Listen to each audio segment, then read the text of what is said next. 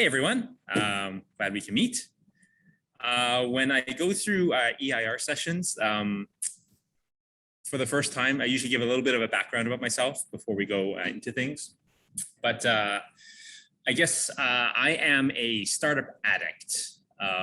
It's been about 25 years about hanging around being in startups. And I started right after school.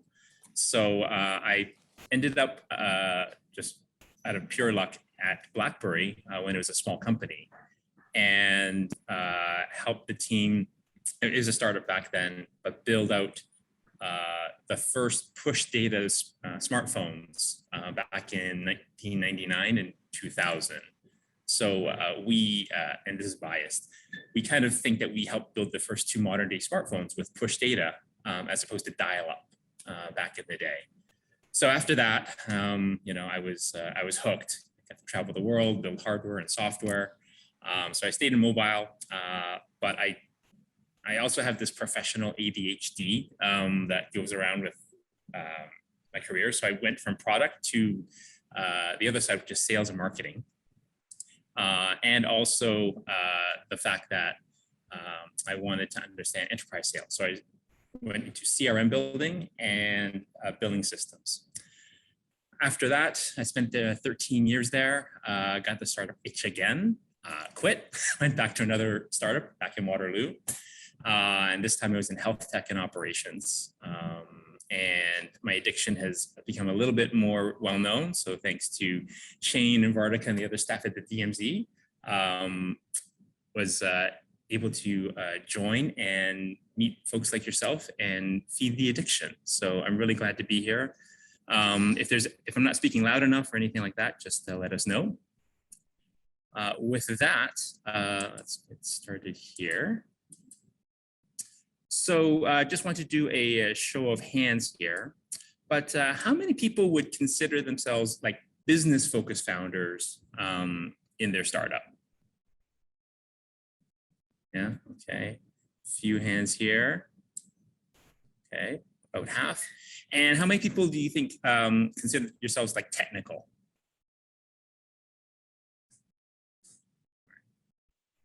Okay, and here's the trick question. Anybody consider themselves a little bit of both? Okay. And yeah, as Shane has mentioned in the chat, I'd rather have conversations than presentations. So just ask questions anytime. I love the one-on-ones a lot more than anything else. So wanted to give a little bit of a chat just about a few things that I guess I believe in and what I've seen with startups. So here's the phrase here. The purpose of a business is to create customers. And this one's kind of driven my thinking. It's taken me probably in my entire time working to kind of understand this. Because I was always thinking, well, customers are there. Like people are not just born and they become a customer, like they're already around. So what does customer creation really mean? And I think when it comes to product market fit, a lot of people will focus on the product side because it's not ready yet. And that you can control that and make that happen. And it's really a good way to impact the world. But developing the market side of the product market fit is where I realize that's the value creation that helps you as well. And sometimes the market's not ready for you. So does anyone remember when the iPad came out? Show of hands. Anyone totally floored when they're like, I could really use this? Because I thought it was a complete farce. I just didn't want a bigger iPhone. I could use an iPad. Thank you, Shane. Here. So that is part of customer creation. And understanding what a customer needs, educating them, and making sure that they solve some pain points that they didn't know they already had is part of this. So, and this is a big topic of conversation that I see a lot. So when I do talk to startups and just some patterns I've seen over, I guess, a year and a half, 2 years at the DMZ and other startups beforehand, there's sort of three main topics that people are interested in. One is building product, sales and selling solutions, and then just being ready internally, operationally, so that when people look at you, whether they're customers, whether they are investors, that that you're ready for them. So at the high level, building products, it's usually like in R&D, it's like small R and big D. So it's a lot of deep tech that I tend to help out with, and it'd be in health sciences, hardware, software, algorithms, and integrations. Demo agility, so trying to build a prototype that fits to meet early adopter needs. On the sales side, I think the hardest part is getting your salespeople and your co-founders to commit to sales. It's a really scary thing to say, I'm going to close this by the end of the day or by the end of the quarter. And so having a process and creating a sales process is what we talk about a lot. And being diligence ready and team ready is about putting all those things together and phrasing it in a way that investors and employees and shareholders are going to appreciate in the language that they speak.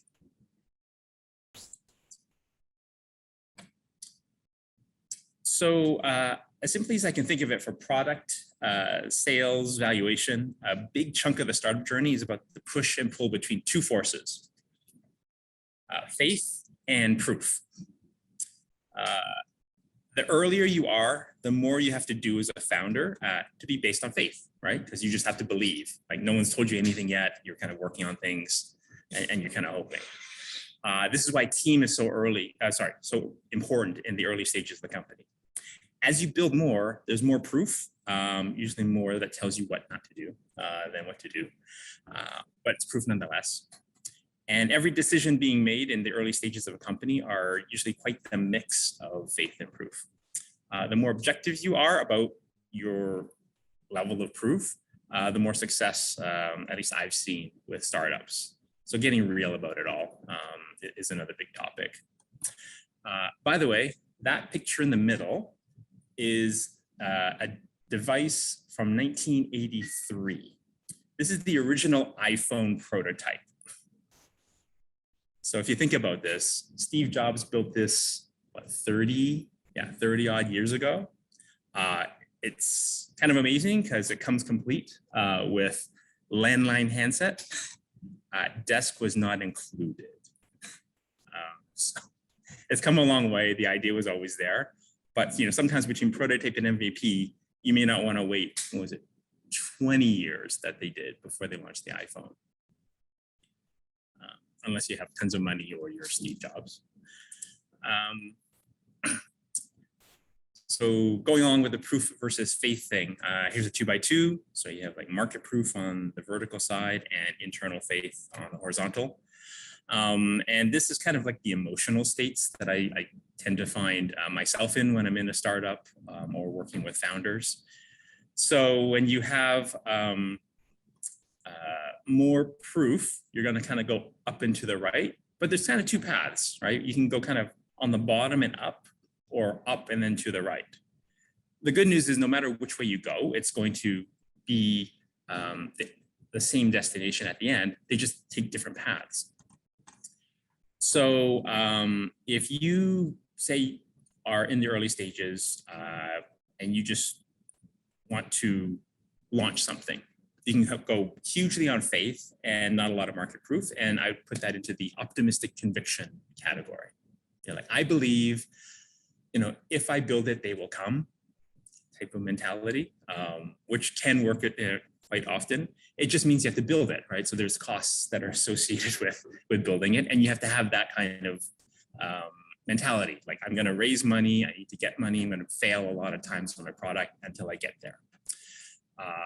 Sometimes you sell something, like you throw something out there and people just like start subscribing, buying, just giving things a shot. During COVID, I think even Zoom had that kind of like skeptical joy that, is it really this big? Is this, I don't know. And so this market proof is high and you're like, internal faith isn't. So then you're kind of there. And obviously you always have a choice if you're in the hopeful concept stage. to either launch something or stay in that realm until you figure out a market that you want to go to. And that's the internal pivoting within a hopeful concept. But there's lots of pivots even within each of these squares. By the way, if anyone does have any questions, feel free to ask. I'm going to talk fast to make sure we have time. Okay, so what kind of proof do investors and stakeholders like to see? Like most people here, you probably know, everyone likes things that go up and to the right. So I drew one of those graphs. On this one, milestones and achievements, which is kind of vague. And it's actually very custom to your business. But milestones and what you achieve is on the vertical axis. And then sprints or builds or time is on the horizontal one there. So maybe you start off building a lot of features, right? You're just hacking around and they serve some milestones or features in a way. So you're going to get to like the first few sprints, you're kind of building stuff and then, reiterating. So you get through like 4 sprints, let's say. Then you get to that last proof of concept where the remaining pieces of functionality are needed just because you want to demo it to somebody. So maybe you get to like this spot here. Once you've done that, you can now put together all those little POCs, like each of those yellow boxes into like one big thing, and you cross your fingers that's going to work. But you haven't put it all together before because you want to demo. And you feel good enough to show it to external people, maybe some friendly people, maybe friends and family, folks that you really think that, might give you that initial bit of money that you're looking for, or an initial customer. So for example, a point of sale company that has a web-only strategy has uncovered a need to include a dual display. So like I'm at the cash register, and then I need another tablet on the other side to show the customer what they're seeing. And then you realize, oh, there's a bit of a lag on the tablet, that the platform's not exactly up refreshing. Customers are seeing error messages that the staff are seeing. So you're kind of running through those proof of concepts. And so you're going to ask for feedback. By the way, the ups and downs, the down parts are usually not that you lose features, but you might refactor your code. You might deprecate a few things. You might split off into a different module. And so a lot of the progress that you're making in the ups and downs are really about how you organize your product. And if it's not code-based, it could also be services. So you say, this team is going to handle this part, and maybe they're taking on too much. So I'm going to reduce that and give the main team, tier 1 support, and then I'm going to create a tier 3. And that kind of takes you down a refactoring path on the services side. So after a bunch of work and a bunch of demos, people like it, you get yourself to MVP. So let's go back and look at the whole thing again. And when you're doing those cleanups to make your code more efficient, your resources better, or just reducing lines of code, these things are caveated with the customer doesn't necessarily know that that's happening, right? It's you, like you're the builder, you know what the back of the drawer looks like. When you do, when something goes backwards or down, let's say you have COVID vaccine. Oh, hey, Cherry. You may roll out a cheap and effective vaccine. So, and then have supply issues because an ingredient was missing. Anyone remember that with Moderna and AstraZeneca? They had news and they're like, I'm delaying this because I don't have supply chain involved. Pfizer did because they've been around for a long time. But anybody who's a new startup had to do the same things that we all have to do. That was just on a global stage and very, very published. Hey, Sarah. Or if it's a piece of buggy code you have, you may have to turn off functionality while you fix things up, such as APIs or vendors. So we've talked about proof that everyone wants to see from your startups. Essentially, this goes into valuation. This is a quick slide. Anything in bold that I put there is basically oriented around product. And whether or not you succeed or fail at your startup will often be measured in part, or in large part, by this number that you create, the valuation. So translating product into that number is something that's fairly popular as well. So how does the founder choose what's important to build and what needs to be cut out? To do that, I really like going back to the customer journey. So let's go through a quick run through here. Okay. So this is a simple purchasing workflow from Wikipedia. So you need to recognize your problem, do an information search, evaluate alternatives, and purchase. And then there's post-purchase behavior, right? The emotional journey that goes along with it, there's reasons why people buy. And here's another 2x2 that talks about the emotional response versus the economic reasons to buy. So, a lot of times you're focused on the value, like the time saved, the joy that people get. And that's where you try to figure out where your product can be on the top and right. If someone loves the product and gets economic benefit out of it, they're going to be a strong yes. When it's one or the other, people tend to rely on different rationale. So if it's not really economic, but you feel strongly about it, it might be an impulse purchase. I gotta have those shoes. Gotta have the Apple, iPhone 13 that just launched, right? It's not that different than the 12, but hey, I need it. Or if it's value-based, then you're like, yeah, I don't feel really great about it, but I gotta spend the money. Cell phone bills, anybody, right? You just spend the money because it's a value to you. This is a saying I like to a lot. I learned it, I think, a couple years ago from one of the other zones here. But successful founders love customer problems, not the technical solution. So an example of this could be when people talk about impacting climate change. The metrics and framework is generally thought of as a carbon problem, right? Including like regulators, organizations, customers, kids. They'll love anything that will make a carbon impact. Does the solution matter? Well, yeah, obviously it does. Should a founder fall in love with a solution, stick with it? Like, I need to have carbon capture for everything that I do. No, like there should be a measurable impact and a metric that you put around it to see what emissions are and whether or not there's enough of that can make a dent. So good founders will stick with the problem and are flexible about the solution. So let's talk about customer experience here. According to, ProProfs, customer experience has become the most important factor in B2C success because customers are now smarter, connected, well-informed, and are probably shopping around, in store if it's a physical presence or obviously online. And understanding that customer experience is paramount now drives a lot of your product decisions and product goals. So how do you improve upon the customer experience when you haven't even done something before? So let's go back to definition here. I'll go quickly through it. A customer journey map is a tool to visualize the experience of interacting with your brand and your product from a customer's perspective. They have pains, they have goals, they want to get something done with your product and your service. So this sets us up to the next slide here, which is a customer journey workflow. I guess they just opened up. Has anyone been to the theater to watch a movie? Yeah, got a couple hands. I want to go see Shang-Chi. Yeah, I keep hearing it's really good.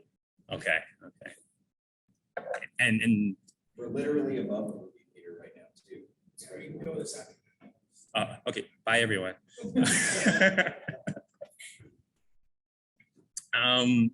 Okay, so here's a movie example. Hopefully those who haven't been in a while can still remember what it's like.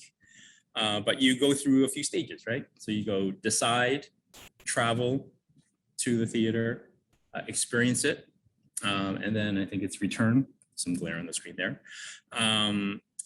So everyone's going to have a different customer journey, going to the same movie theater, right? So you have all the steps there. But how many people here buy something at the concession stand when they go to the theater? All right. Okay. Got a few hands here. I never went until I had kids. And now it is the first stop. We actually go early to go let my kids just take in the spectacle of all the candy and popcorn and spend 15 minutes trying to decide what they're going to do. And so now my customer journey has completely changed from pre-kids to post-kids. If in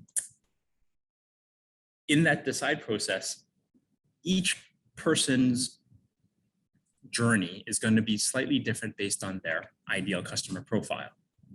Those are customer segments. Identifying what drives people to do that and do each step is going to be a key thing. And we always talk about that in customer meetings because you have a product, it has a use, and people say, they love the product. That's great. You have to know who's loving it and what's driving them. Is it an emotional response? Is it back to a utility value? And if you have kids, then sure, throw the candy up front. If people are more health conscious, maybe you need to have some healthy options before that, or have a split line where you can order, the healthy people go one way and the kids go the other way. Who knows, right? But if you map this out for your product and your different product lines or your modules, you're going to understand the traction and that it's going to have, and people are going to, each person's going to love your service more because you affect their workflow the best. It's not one workflow for everybody. So keeping flexibility in your product is really important. So does anyone here do Net Promoter Score stuff with their product? Not yet? Okay. We've all had this before, right? Would you recommend us to a friend? And by the way, do you like us? Those are the two questions they always ask. That's what this graph really presents. But it is really amazing. And I'll go through the basics here pretty quickly. You have your greens, your yellows, and your reds based on your score. The Net Promoter Score at the bottom with the formula is greens minus reds. And it's like, when I first saw it, I'm going, what the hell? Like, what about the yellows? Like, they scored 8. Like, what's wrong with them? After digging into it for a while, you realize if you're green or you have a customer that's green, they love you. They're going to tell all their friends about it. They're going to tweet. They're going to act upon their love of your product and make it go viral. So when you sell to that one person who becomes green, they're going to sell 10 more. So you get 11 customers for your one customer cost of acquisition. Similarly, when people score you 6 or below, they also feel emotional about your product. And they will also act upon what they feel. But they'll just change the words in their tweets and change the words in what they tell people and also affect possibly 10 other people. And so the Net Promoter Score is really the difference in people who are willing to act on your behalf. The 7s or 8s are great. You need them. They're your core of your product base, but they are not going to recommend. Cell phone bill, anybody?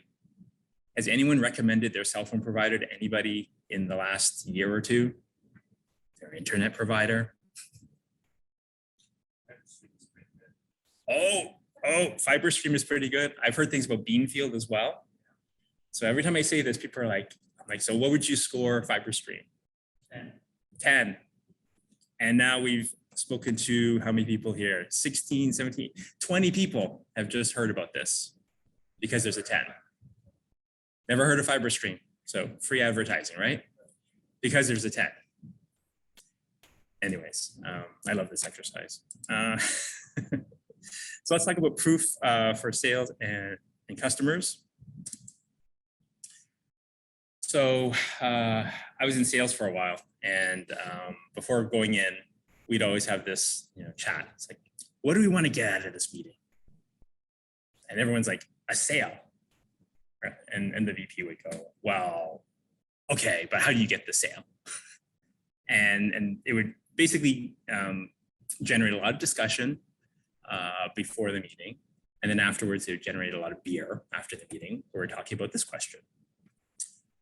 Why would the customer write me a check, or in this case, click a payment for the meeting I'm about to have? Right now, this is changing our mindset into what's compelling about what you're going to say. What is the thing that solves their problem so much that they're willing to, pull out their phone, pull out their credit card, pull out a checkbook or an invoice to pay you for that? So think about something that you purchased in the last year or two. And now think of something you bought quickly without even thinking about it. What are the types of items that fit this category? Right? Probably things of convenience, probably a bit more commodity oriented. I just need to get it done. Let me just get somebody onto my Google Workspace for my startup because I don't want to add another better platform, but it's just kind of there. Now think about something that took a bit more time. What are the things that fit that description? Probably a larger purchase, something that affected people. Maybe you weren't that happy with it, but you're just kind of continuing on the subscription and you're like, maybe not. And there are a bunch of influencers along the way, people and things. And if you can apply this to your product offering, so we talked about when you're buying, flip it back to your company, that's going to affect how you sell, how you pitch, even your investor deck.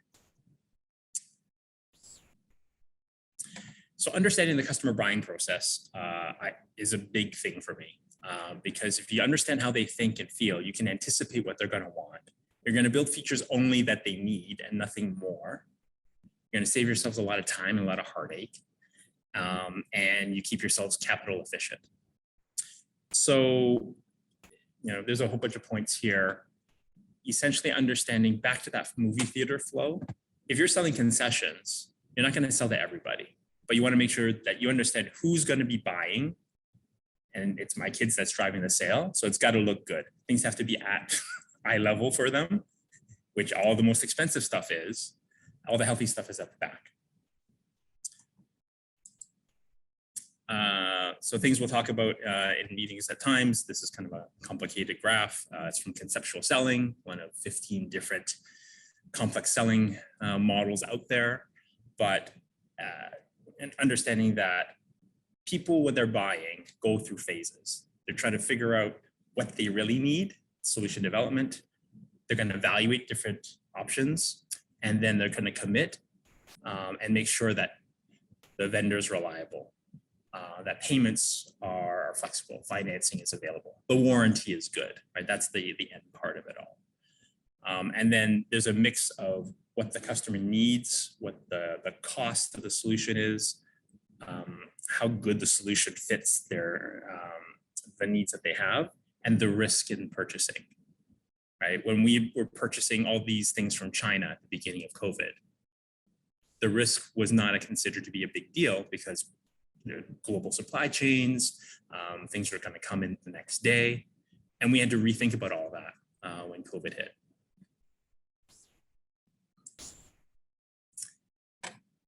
So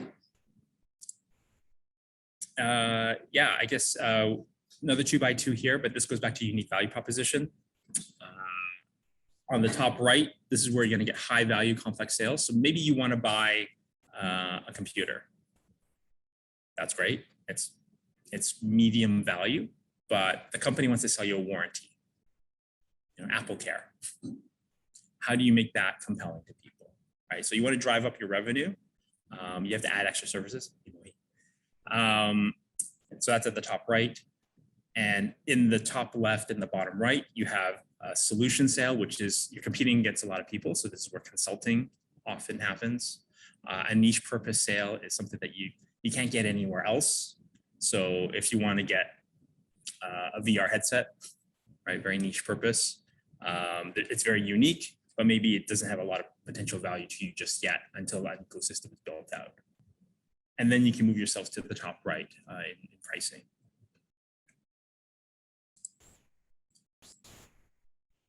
Oh yeah, so for some of you, you're selling to B2B as well. This is a good model that I think has helped me over the years. When you're selling to a business, it's not one customer. It's a whole bunch of people inside a company. And even if the company's got 1,000 people in it or 10,000 people, there's probably about a dozen or two dozen people that you really need to talk to get the sale. Problem is they're all hiding. They have all these titles in like black writing. That's the official title. But they also wear these t-shirts that are in colored here. So you have, and this is their behavior towards your product and your company. So are they a champion? Are they a blocker? Are they neutral? Are they a decision maker? Are they a gatekeeper, right? So there's these t-shirt labels that you put on it. And this, dotted line kind of tells you, okay, this is the best path of sale, because if Christian here is a blocker, then you have to go over. So you need to get Joseph involved. And if you get, kind of like Connect Four, I guess, if you get all of them together, then your sale is agreed to, and you can actually talk to them to raise pricing because your champion is telling them things that they need to hear when you're not in the room. So just some key points here, just to take away. Transactional sales are different than complex sales. So just understand the difference when you're there. Customer discovery is actually a easier, shorter, more friendly form than sales discovery, because in customer discovery, you're just understanding what people do and why they do it. A complex sale, or any sale actually, to do that and then convince them to do something different than they already do today. And so it's like there's 4 steps. The first 2 are customer discovery. The last 2 are sales discovery. And always have your champions. Even in consumer sales, how many sales are made at the consumer level at the dinner table? My kids come to me on a weekly basis asking me for stuff. They're sold on something. They need to tell me at dinner, and I need to be convinced. And there's no website in front of us. There's nobody as a salesperson telling us what to do. We're having a free conversation about it. The kids have to be trained, my kids are, on how to sell to me. And so they've learned that quite well. And when you get a champion, hopefully you can find someone who's just as trainable and just as motivated. That's probably why we're going to go see the movie later this week.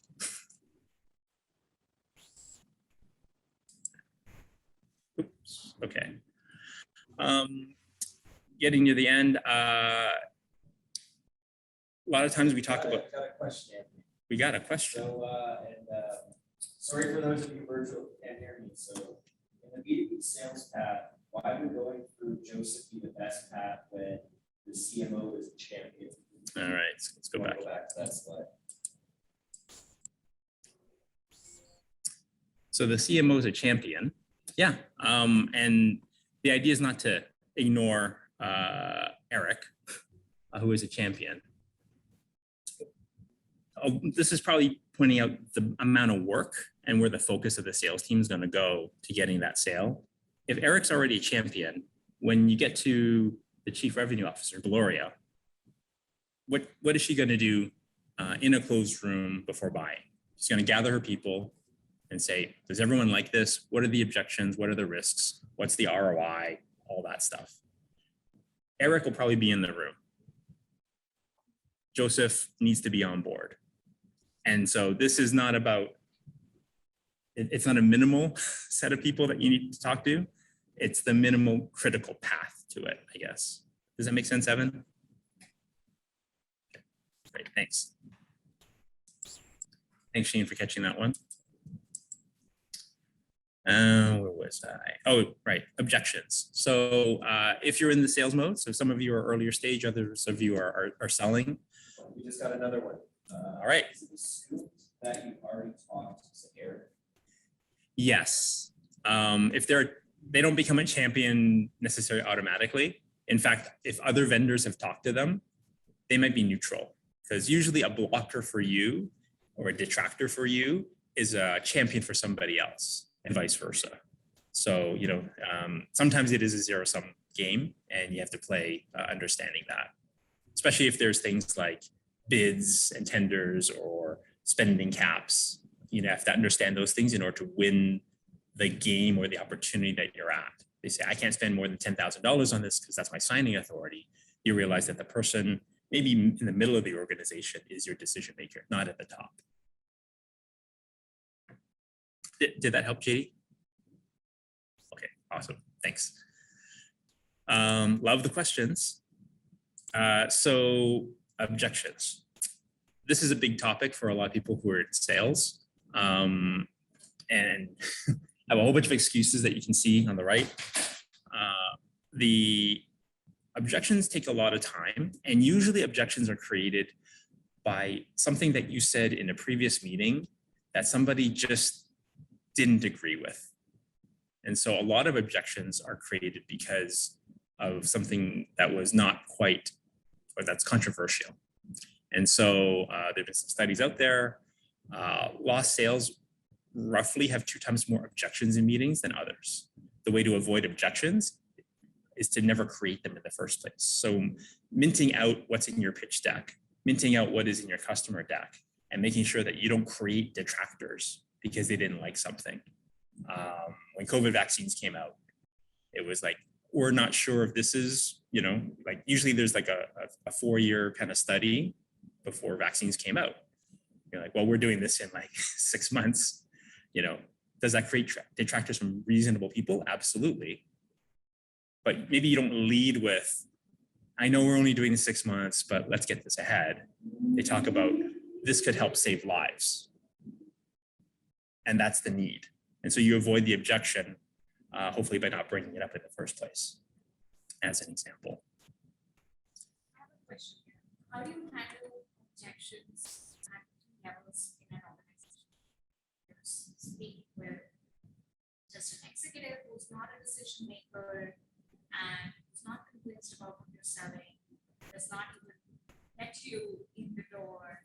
And so what should start to the approach top down or something? Champion and after that. Okay, yeah. I'll just repeat the question in case it wasn't heard for everyone. How do you handle objections? Like, let's say there's an executive who won't even take your meeting. How are you going to handle that?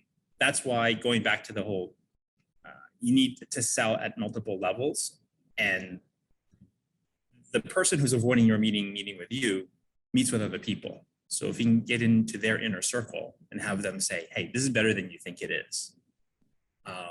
That's why you need champions internally to help sell. And maybe they are in the inner circle, maybe they're not. But the more people that you can get on your side and understanding how the meetings work and spying for you, basically, is a secret to a lot of the enterprise sales that happen. Because you need to understand not only the overt rules that are out there, but the preferences, the attitudes and the emotions that go along with it that you'll never find on a piece of paper. That help? Hey. Now, would you use that scenario kind of base marketing if you have a champion that an executive in a specific company targeting, utilizing that to connect you also find the information that allows them to feel comfortable set that meeting? Yeah, so Jonathan asked about referral-based marketing. Yeah, and I think that's exactly what you need to do is, if someone is against you, they're probably for somebody else, and they don't want to hear anything unless there's a compelling reason, and they have a circle of trust. So maybe you have to have a program like for actual referral marketing, because that means your champion also has to be incented. A lot of the time in that other diagram of the power map, they're incented because their lives will be better because of the solution, and they really believe in that. Other times when they're just referring you in, yeah, they have to pay them. You have to give them public acknowledgement. Maybe they have special access to things in the company, first subscriptions, better pricing than others. And that's how you can kind of crowdsource as well, right? If you can get someone who is a customer, yeah, maybe they get a better price if they bring in 10 other people. And that's why you have those referral codes a lot of the time, but maybe it's just a special arrangement. It could be contractual, it could be, verbal at the same time. Just got a follow-up question. So, should you begin by reaching out to all of them from the start, or is it better to go one at a time? And there's a follow-up question, but I'll ask that one. Okay, thanks. Yeah, so I mean, you can only take one meeting at a time, even if it's 15 minutes apart. But what I would think about is that it's hard to reach everybody. Like you can blast everybody in an email, and some people will come back to you. The people who do come back to you are the ones you should talk to, and then understanding. I think of it like a video game. I talk about that a lot. You at level 1, you met the first person. They know a certain number of people, and they're close to some. They're like neutral with others. You ask them, convert them into a champion. If they're a champion, there's a few key things about a champion. They're going to invite you and introduce you to their friends. So they're going to say, oh, I like what you're saying. Let me introduce you to so-and-so. And then that person who was a secondary connection will become a first degree, and so on and so forth. So you kind of work up the video game, hopefully collecting money along the way. And you try to get to your target, which is the ultimate decision maker for your larger sale. Maybe you have to do smaller sales. Like remember, we talked about that $10,000 purchase approval limit beforehand. Maybe you do have to do some consulting. Maybe you do have to do this thing, branch off your code and create a special version on Windows Mobile because that's what they have from like 10 years ago. Okay, that's an unscalable thing to get that referral to a scalable model. Follow up. So should you go directly to the decision maker first, even though they will defer to the influencer afterwards? That one's a game time call a lot of the time. Like if Cineplex came to me and said, hey, we're gonna give a deal on like licorice, candy, and popcorn for your movie, I probably still will hope that my kids are not going to ask me when we get to the theater. So you can approach me and I'll be like, it's a maybe, right? If I'm like, oh, I know what's going to happen, might as well save $5, like, sure. Other times it's like not useful. Either way, you don't know how I feel about it until you talk to me. So all you can tell is the action. Did I take the offer or did I not? Sometimes influencers decision makers won't take a meeting for the appearance of impropriety. So if there's if you're not a known vendor in some businesses, right? And like, for example, I remember in telecom, there were like 3 vendors that Bell would officially buy from, and they had most favored nation clauses in it. So they had to go to these 3 vendors first before going anywhere else. Taking a meeting with a 4th vendor would make it look really bad to the other 3, especially if rumors got around. They might want to, they might love to, but you have to do it sort of on the down low, and just even from that perspective, how they feel and what they do are not necessarily correlated with each other. So at the start of the sales process, is it okay to ask how does the decision making look like? How much time does it take usually for the person who's selling to know the time and the opportunity cost, and if this is the right customer report? Yeah. So the question was, is it worth it to figure out how much work it's going to be and what the path of sale is for a customer? Actually, that's what sales discovery is all about, right? You have a lead, so you have a funnel. You go from like lead to opportunity to qualified opportunity to proposal and close. When you're in lead, it's like, yeah, anyone, like you've all bought stuff before, so we are all leads for internet plans. Is it a qualified lead? Well, someone's switching, right? You wouldn't want to talk to everybody unless you're switching, because that's just a waste of a salesperson's time. So understanding who's switching is going to be very important, and that's the way you qualify your leads. Okay, cool. Love it. Let's see. So we talked about B2B and sales process there. For those of you that are doing this two-sided marketplace, right? You're kind of brokering and matching two sides of people.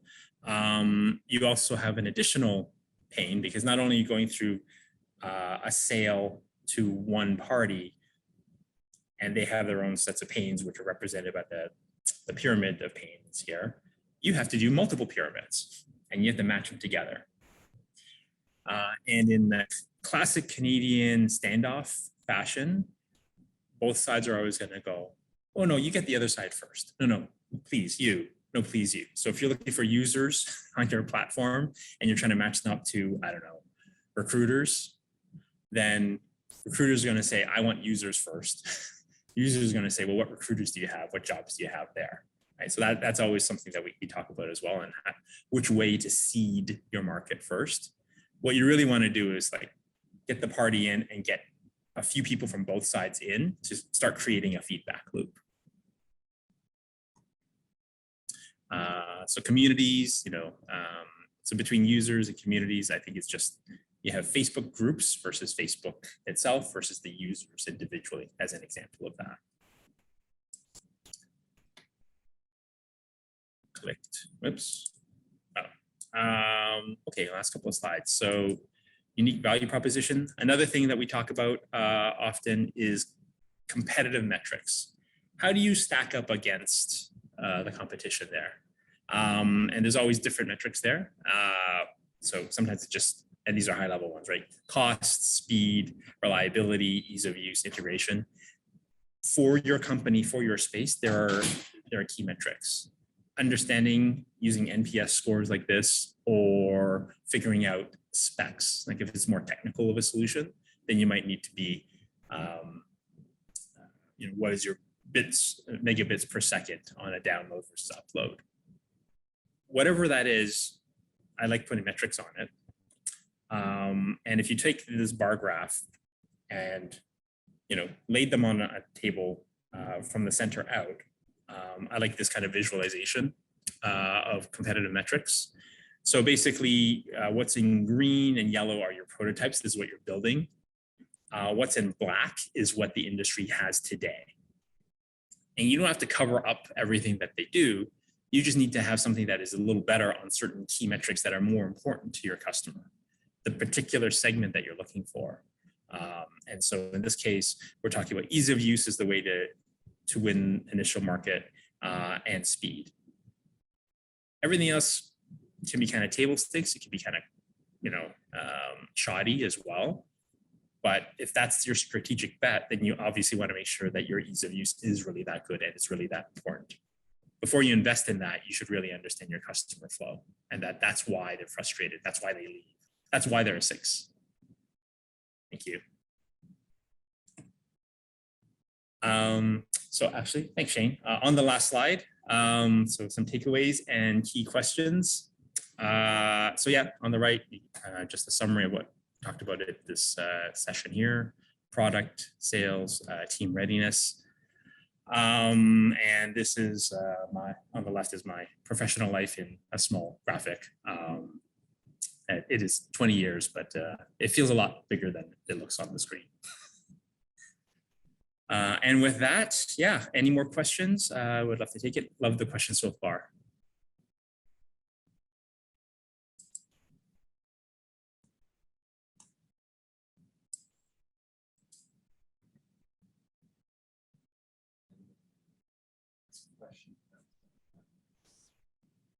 So I can mute. It's still early. It's Friday morning. Totally understand.